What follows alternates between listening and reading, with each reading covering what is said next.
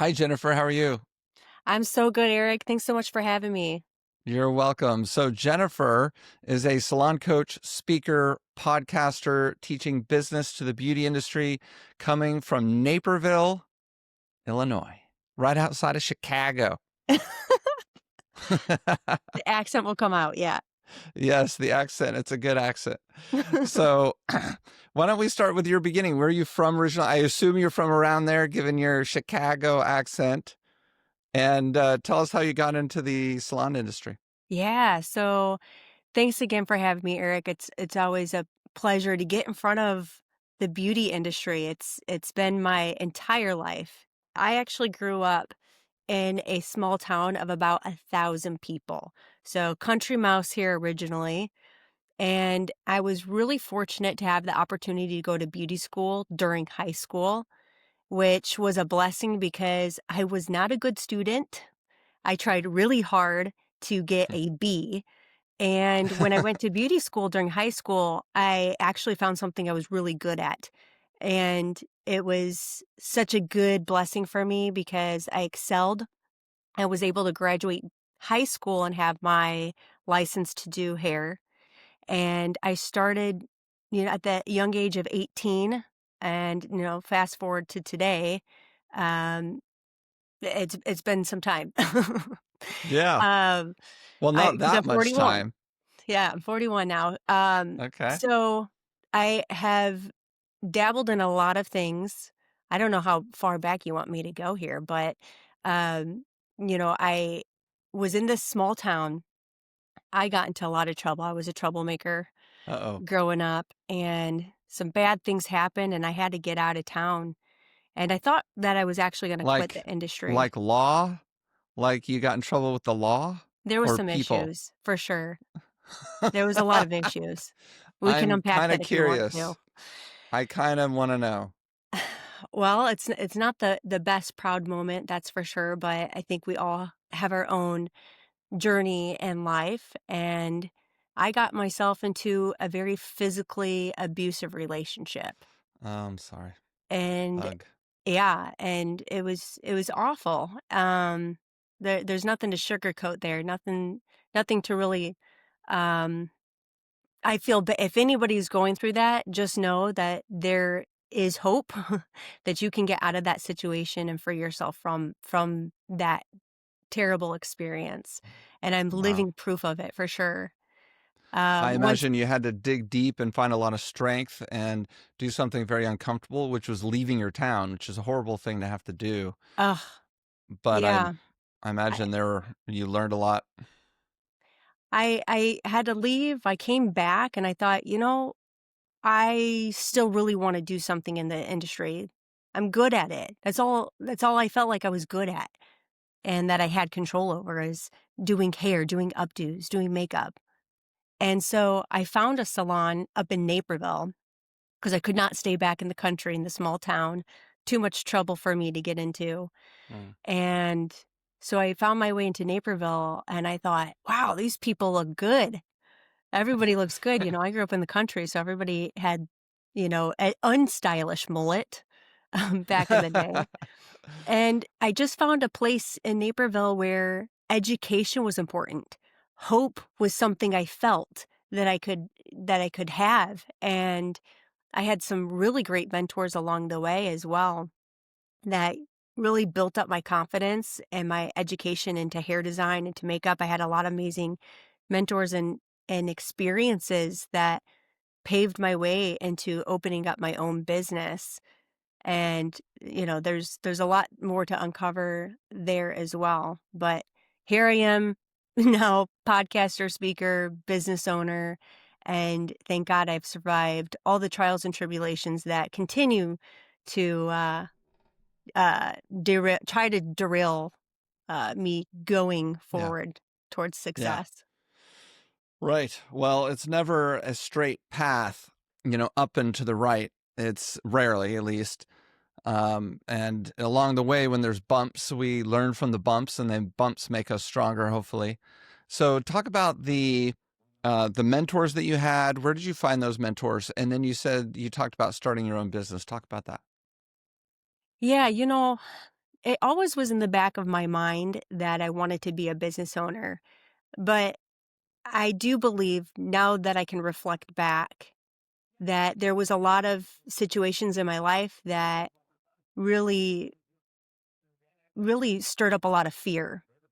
And so fear really kept me playing small because I was always told, like, you're not good enough, you're never going to amount to anything. So all of these, like, this dialogue I had digested, it really stuck with me and it kept me playing small. And I'm so grateful for the opportunities that the owner that I worked for 11 years behind the chair, she introduced me to Luis Alvarez. And at that time, he was the creative director of Aquage. This was for all the young ones. This was way before Ulta took them on, and we had a promise that we would only be in professional salons. We would not sell to the big box stores, which they obviously did. And I got to train under Luis Alvarez, Amber, Eric Fisher, and the crew back in 2025, 20, I'm sorry, yeah, 2005, 2006. I'm dating myself here. It was just such a great crew to be with. I mean, we talked about how do you do platform work? Doing an updo while you're entertaining a crowd of people with other people on stage with you is such a skill to have. And it was so awesome to just rub elbows with him. And my owner at the time too, bless her heart, she sent me to Vidal Sassoon in London to train, Redken Exchange in New York. I specialized in hair design.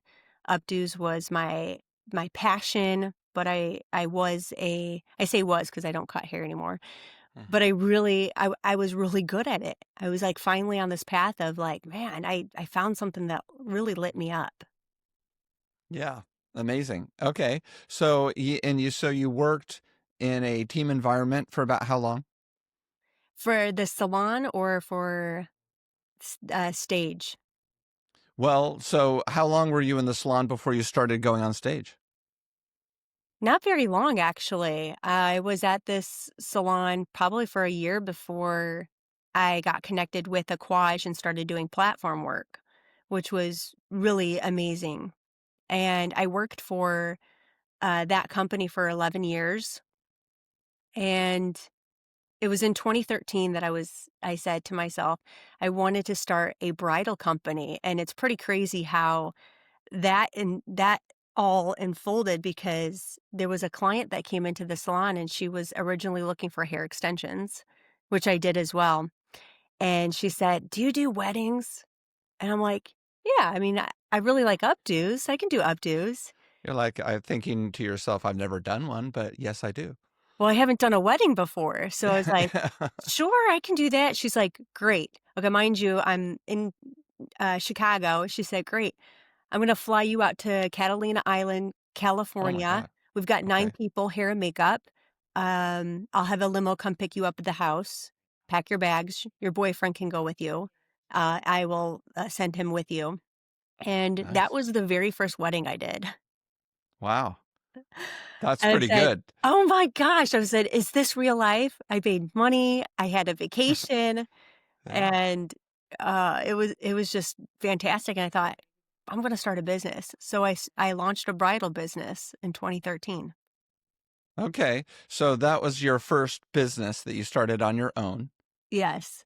Okay. And then talk about that. What was that like? Let's just say it was a learning experience. I still have the bridal company today, and it looks so different from when I first started, but it really was I don't even wanna call it building the airplane as I was flying because I was just, skydiving at that point. And it was such a great experience, though. It was a lot of work figuring out, how to work with brides. And if anybody's listening to this who has worked with a bride before, they are a special creature and you have to deal with this customer differently. And, but what I did realize, I really loved the business aspect of it. It definitely was opening my eyes to a skill set that I didn't even know existed in me. And I really started to go down that path of what more can I do with this? And it gave me the confidence then to launch my own salon business in 2016. So there was definitely a period of time still that fear was coming up. You're not good enough, Jen. You're going to fail. Why you? It shouldn't be you. And, after 3 years, I'm done. I'm ready to go. So, Yeah. And that's totally normal, by the way. The fear, the anxiety, the doubt, I think that's part of human nature. And the difference between those who let it kind of overcome them and keep them where they are versus those who still go forward, are they have the counterbalancing excitement and positivity.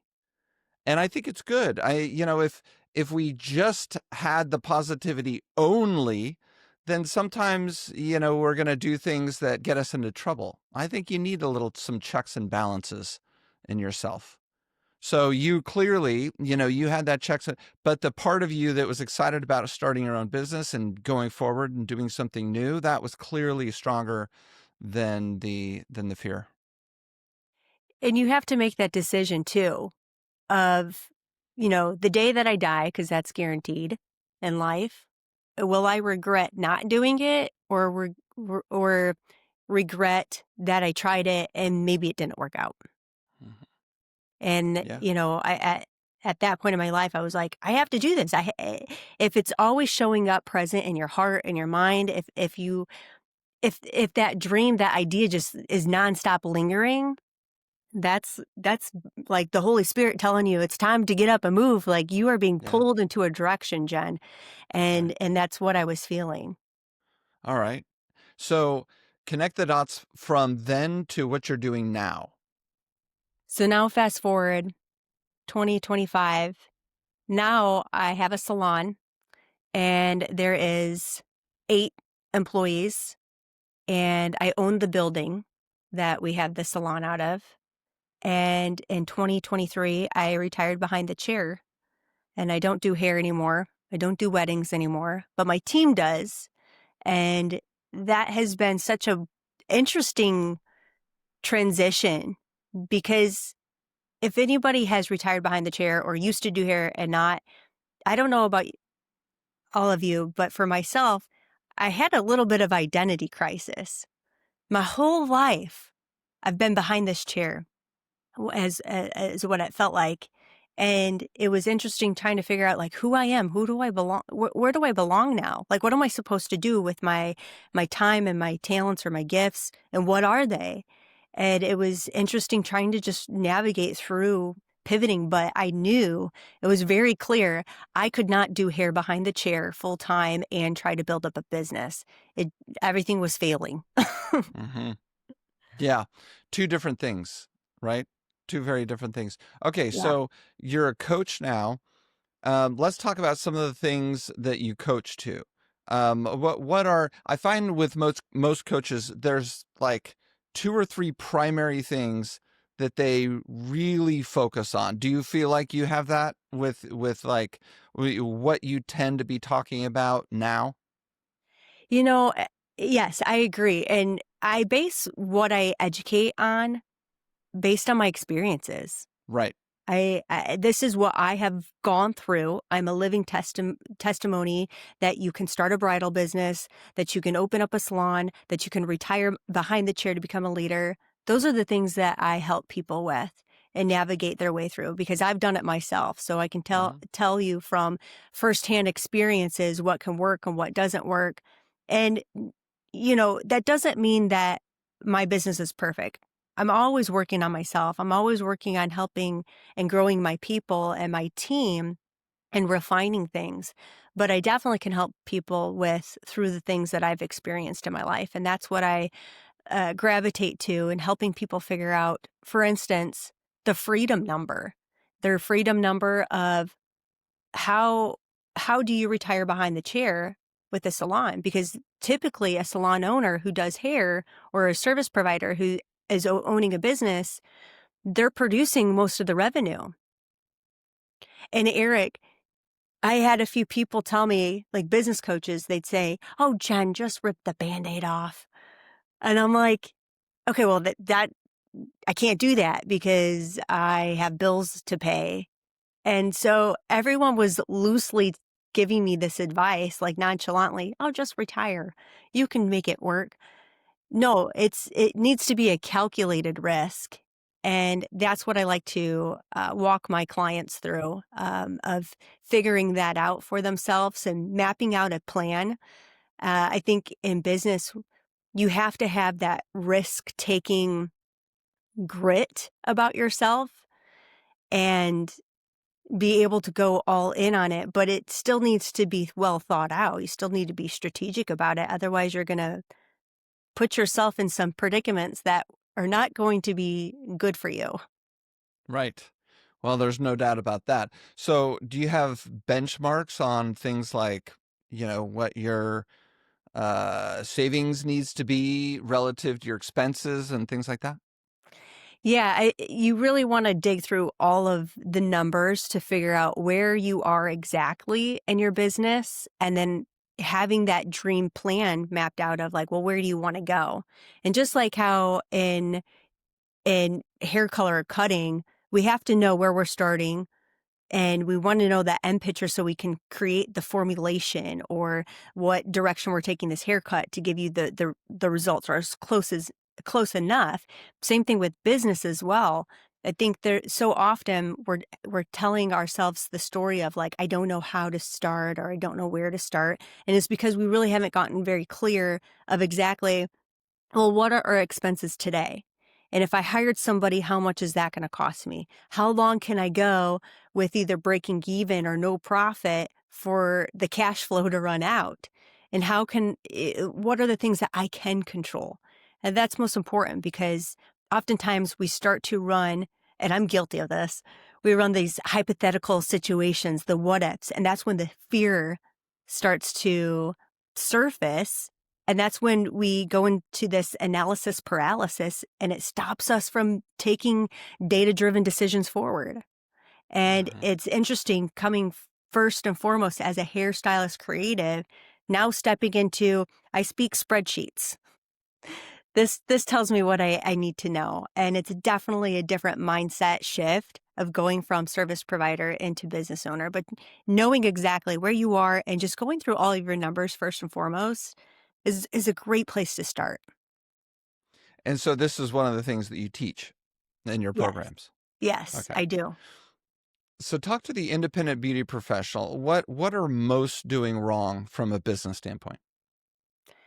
Well, what I could and this feels so stereotypical of a response because some people do it very well, and to each their own as far as what works for you. These are just business models, right? Booth rent, salon suite, freelancer, commission salon owner. They're just different business models of how we gather cash or how we trade time. So what I do see, either a salon suite or booth renter, because I do find that they're very in similar categories, is that there's not a strategy around recording, measuring and tracking, around marketing and what you are actually doing in the service room, treatment room, or behind the chair. We're just going through the motions. The common thing that I'm finding is that they're struggling with building their business because they have taken their foot off the gas because they were like, it's easy. Well, they're not budgeting for anything. They're overspending. They haven't marketed for themselves in the longest time, so they're not even relevant. They're not bringing in new referral business. They're not thinking about adding on. They're not selling themselves anymore. So I find that their business over time, it's that compound effect. A good habit over time is going to progressively give you a great result versus the opposite.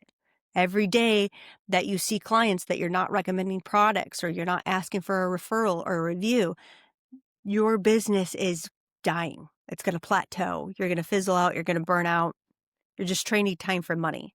And I think that business owners who have gone off on their own, that have let off the gas, I'm not saying all do, they're finding themselves wanting to gravitate back into a business model that can help those support those areas that they just don't know how to do it themselves.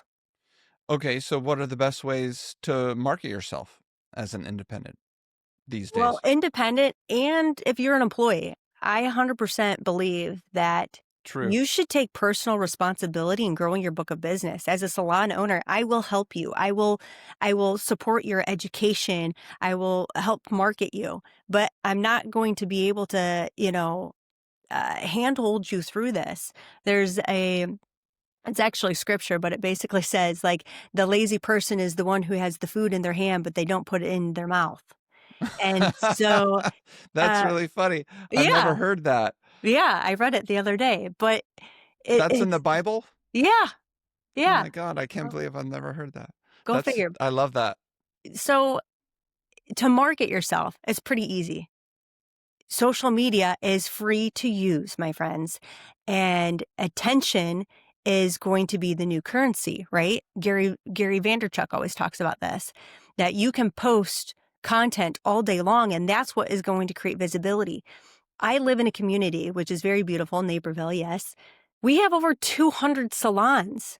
Clients have choices more than ever that they can choose anywhere they want to go. Why you?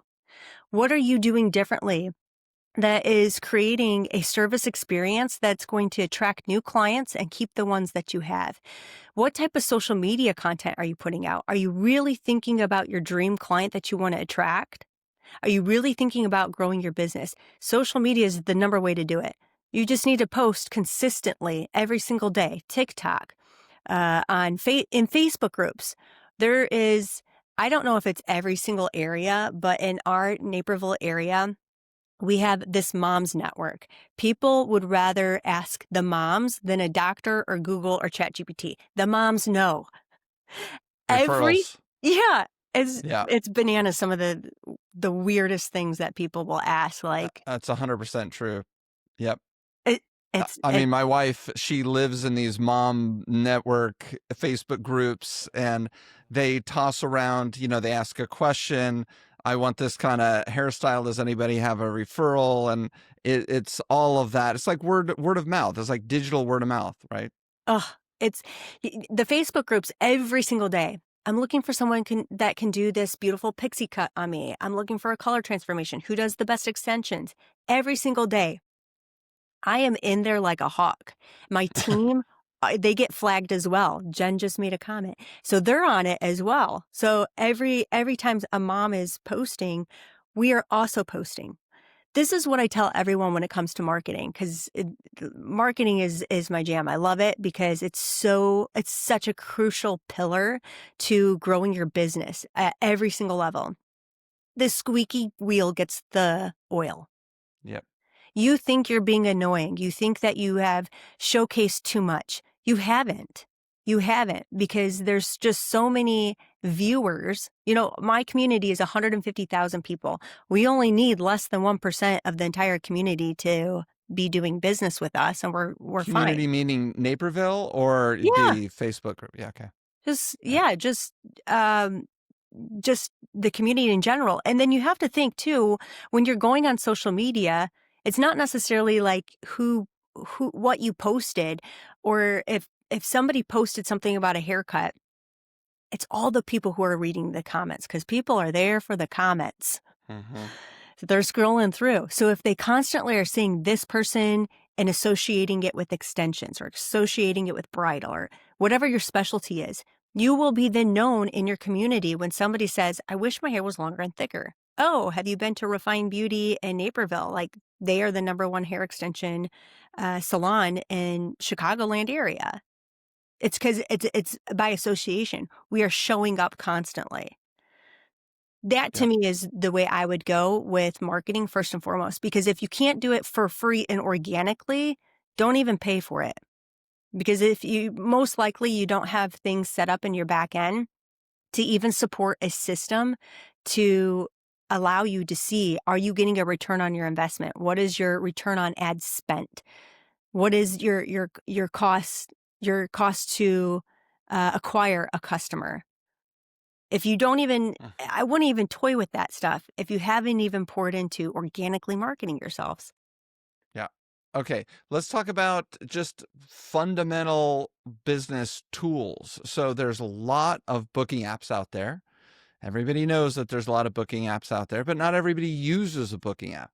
So what is your advice on the booking apps? Do you have a favorite one?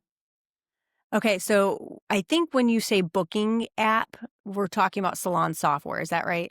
Yes. Okay. Okay. My I friend, know it's more than just booking nowadays. It's point of sale, it's inventory management, it's all that stuff. But for I've, an independent beauty yeah. professional, some still don't use technology. Again, you've got to do what works for you. However, if you're serious about your business, growing your business, making sure that it's healthy, you're going to lean into technology to help you operate your business better, faster, more consistently, and providing a better experience. Starting out in the salon suite, and even with my bridal company too, I have gone through, true story, 9 salon software platforms. I'm like Goldilocks here. Amazing. Well, you're the person to ask then, right? Because people Oh. people ask all the time, which one do I use? And Well, there's been some consolidation, but there's mm, like a top 4 or 5 at this point. And so what do you say? there definitely is some platforms out there that dominate for sure. And that's also their marketing strategy that's working very well. They understand how to market their business in a way that gives them the visibility to get in front of the right people. Here's what I always tell business owners, whether you're, again, booth renter, salon suite, salon owner, write down first your non negotiables. What do you want this product to do for you? Make a checklist, right? Make a checklist of all the things that are important to you. I want to make sure I've got a loyalty point system. I need to make sure we've got a referral program. I want to make sure that I can double book. I want to have tiered pricing. What is those non negotiables that you need specifically for your business? Are you really focused on memberships and packages? Make sure that the software then can do what you need it to do. And if you can get a software that checks off your non-negotiables and then also have a list of this would be nice to have, but it's not a want, that's the easiest way to find which software is going to align with your business. Because a business that has multiple locations versus a small team versus a salon suite need different things. And so that's exactly where I would start first, that I did not know. I wish I knew that, duh, why didn't I just start with a checklist? I wouldn't have gone through the pain and suffering of 9 softwares. And trust me, if you're in the process of switching software, I'll pray for you. It is like so stressful. I get it because I have switched over software companies so many times. Um, but I finally have found one that I really like, and I'm happy that I chose it. And which one is it? It's called Zenoti. Okay, so why did you switch so many times? And first of all, that are we talking about the software that you use in your salon that manages the other beauty professionals in the salon? Are we talking about the software that you were using when you were a solopreneur? I mean, should I go through the list? So as far as like I'm using Zenoti now. I've used it now for 2.5 years, but I first started out with Square, and then I tried Booker, Rosie, Mevo 2. I'm familiar with Millennial, Millennium? Millennium, um, and then Vagaro. Was And there so some? what were the main causes for you to switch? So Yeah. something with the software gets so frustrating that you're like, "Oh my God, I can't Mm. handle it anymore. I'm going to go through the pain and suffering of switching." What has that been? A few things. The onboarding experience that the software tech company delivered made it feel very unpersonal. I didn't feel like I was, and this is probably just in my head too, of all the past trauma that I had experienced, where it was like, am I not good enough for you that you can't take the time to explain this? Mm. Is it because I'm just a salon suite? that I can't get the support that I need. If you're a salon suite owner listening to this right now, you know what I'm talking about. Like it's a struggle trying to get an educator or a vendor, somebody to support you and in your business and to help you feel valued as a customer. These software companies are not cheap. You know, it's a monthly recurring revenue. Most of them are doing very well. And you want to make sure that you have a really great onboarding experience. If somebody is just like kind of tossing you in to figure it out yourself, it's really hard. And as you're navigating around these salon softwares, there's a lot of robust, which is basically meaning like there's a lot of different things you can do with it. You want it to be almost like a second operator of your business, like your receptionist, the person who is handling all of the back end work so you can focus on your secret sauce, you doing hair, doing makeup, doing lashes. So you want to make sure that that salon software program is able to grow with you, but also not overly complicated as well, because you don't have a whole lot of time to figure it out as you're already probably working 40 hours behind the chair and then also doing inventory control and cleaning and contacting clients through email and phone call and text and trying to do social media management. It's a lot to do. You don't need something that's too complex, but you need it to work for your business. Mm-hmm. Okay, so the onboarding process was, I know they try to automate them. And from the standpoint of the booking app, I imagine they're thinking, well, we're only charging $25 a month. Like if we need to hold somebody's hand and have a human pay a human to do it, that costs us, a couple $100. And, I'm thinking of the economics of it. They want to make it all automated. And so I imagine that automated nature is difficult for the customer trying to move over, especially if you're doing all the things that you just described. And maybe you're not very tech savvy. So, or maybe it's a tremendous amount of work to make sure that all of your client information is properly going over, and then you're learning a new platform and stuff like that. I wonder if the booking apps, do they have an option where you can get a little more service for like a one-time fee, like $100 or something? I know for my current software, if there's anything additional that I'm looking for, such as I wanted them to import a entire 50 SKU product line into the software, along with the size of the product and the cost that I paid for versus the cost that I am selling it for. That was kind of a lot of work. So they're like, well, we charge for that. Yeah. But, you have to think about, well, what's your hourly rate? If you, let's say you cut hair and your haircuts are $50. So your hourly rate is $50. If this company is going to be charging you $25, then go do another haircut and let somebody else do something that is maybe not in your zone of genius. Right. So if there's if there's an option to have someone else do it for you, I'm all about that. I would rather pay you than have me do it. Right. Yeah. No, that makes a lot of sense. Okay. So what else about the booking apps when you switched caused you to switch? Something about the interface, or, something is clunky or difficult? Yes, all of the above. And sometimes it was about the overpromise and underdelivery, Mhm. or, for example, memberships and packages.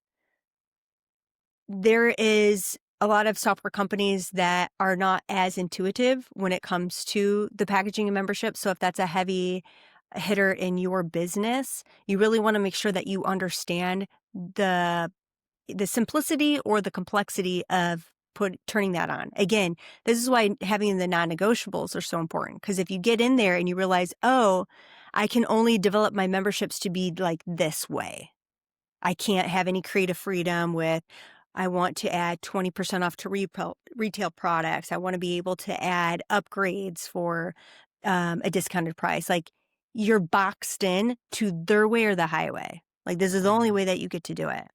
And it's interesting how it will be marketed a certain way. They're going to really spotlight key features that the majority of people will say it's good enough.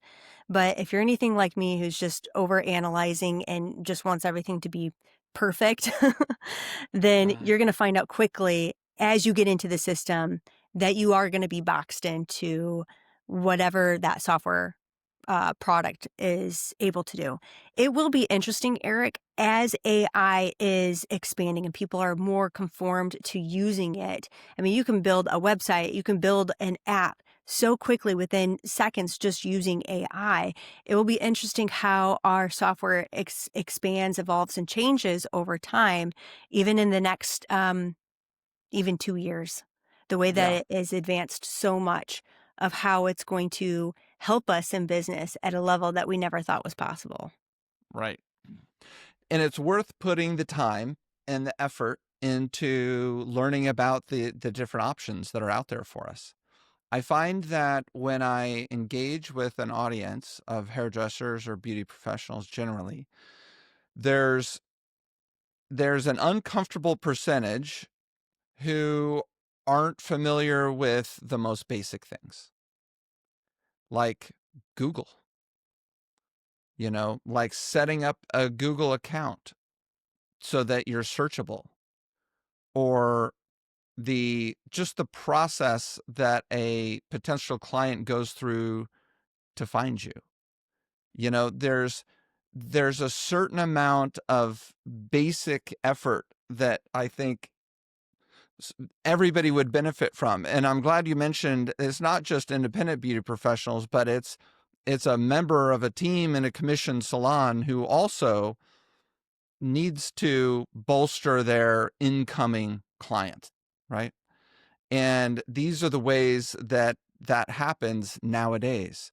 And it's frustrating to me when I have a conversation, or again in an audience, and people ask questions about, I mean, very, very fundamental things that that they haven't done that yet. And so I really try to encourage people to, whatever that means for you and your given schedule, if it's carving out an hour on a Saturday where you go in and you figure out certain basic things.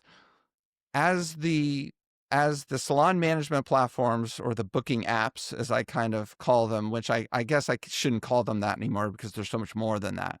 It's like calling this a phone, a smartphone, an iPhone or whatever. It's not even a phone, right? But we all call it a phone. That's why I call them booking apps, because they started that way. Spending the time to learn about all the functionality, because there's an arms race with them. And when Gloss Genius comes up with one thing, then Vergaro's right there after them, and coming up with their own version of that one functionality, and vice versa, and Square, and all Booksy, and all the rest of them are offering all these new things. But the more I talk to the community, the less people seem to actually know about what is on offer on these software programs. It reminds me of my car. Like, I have a car, it's 3 years old. You're laughing. Maybe you know what I'm talking about. But it's not super fancy. It's a car. I rent it. I lease it. I don't rent it, but I lease it, and I feel like I'm renting it because I'm going to give it back in like 6 months and get the next one. And it does all this shit. And so I remember when I was sitting in it, and the car guy at the place, he was the tech guy. He wasn't even the salesperson. He was the tech guy. And I'm supposed to spend 20 minutes with him before I drive the car away. All I wanted to do is drive the car away. I didn't want to know about the 8 million different functions that the car does, with all of the computerization and everything.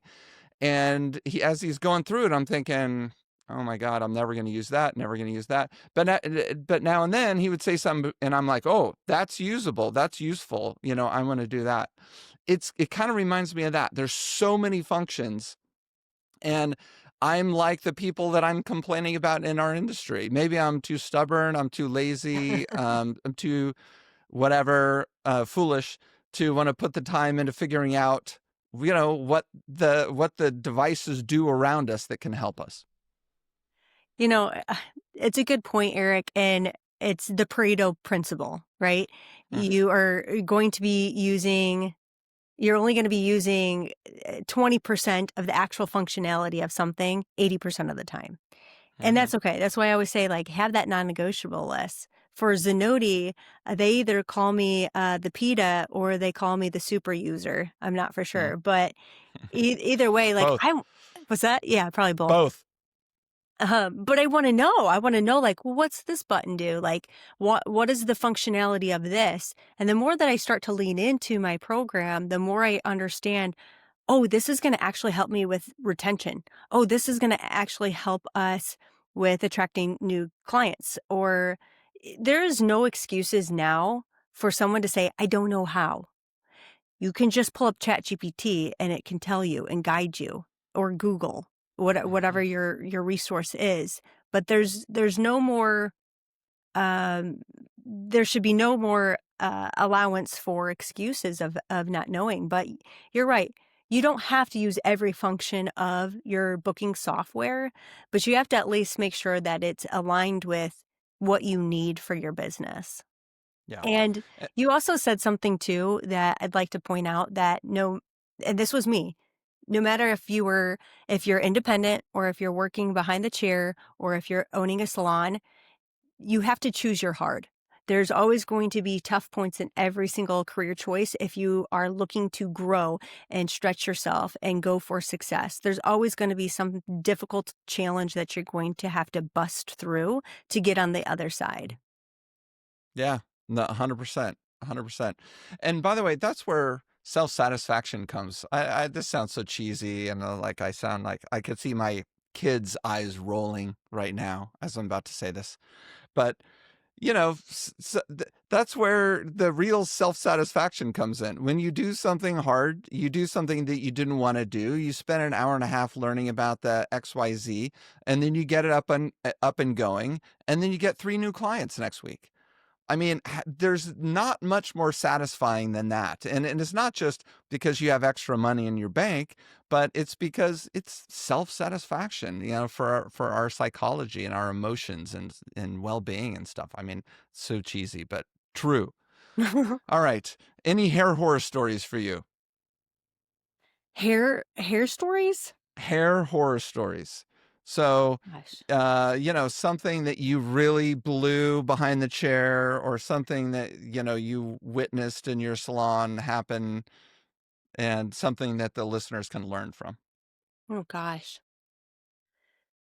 Well, out of someone who had a lot of fear, one of the things that I didn't have fear about was making a mistake with someone's hair, because it was never my intentions to. And one of the things that I always focused on was the theory. If I could rely on color theory, if I could rely on cutting theory, then I'm always going to have a predictable, consistent result.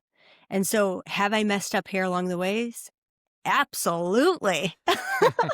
Absolutely. But I always reflected back on it to see, okay, what went wrong? How can I make this better? How can I help the guest um, feel better about the situation? And the realization is that we're human. We will make mistakes.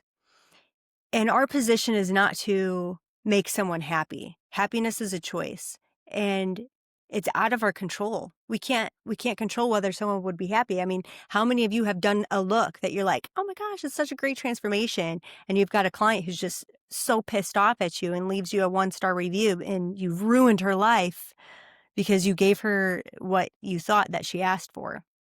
This also always goes back to our consultations. I just think to myself, how can I just learn from this and grow better? And if I can share a quick story too, the day I realized at the salon that I can't work behind the chair and run a business and team was the day that I messed up the most basic haircut. I cut it uneven. It was like a one length haircut. It was like an inch off on one side.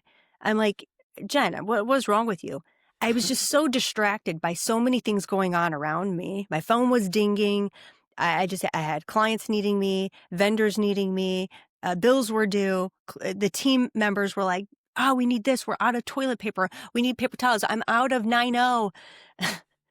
People were, it was just crazy. And that was the point where I was like, I can't focus on this. I have it to have a different plan. I need to stop working behind the chair. And that was when I pivoted my business. But, there's so many stories I could bring up of either mistakes I've made or, clients who behave badly.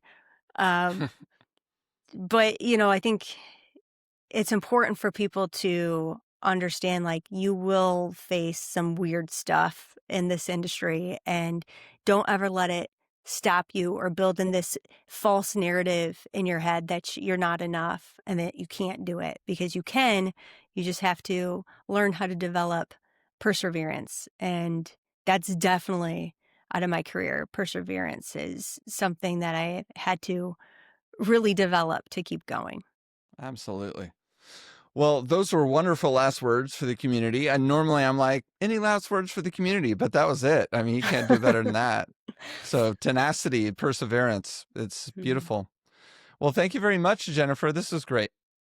Thank you so much, Eric. Appreciate it. And if anyone is needing anything from me, I'm an open book on Instagram at Jennifer Jade Alvarez on Instagram. And then if you are looking to pivot from getting out from behind the chair, I do have a free freedom calculator that I will send to you, Eric. So if anyone's looking for that, I've got some Awesome. resources that are free.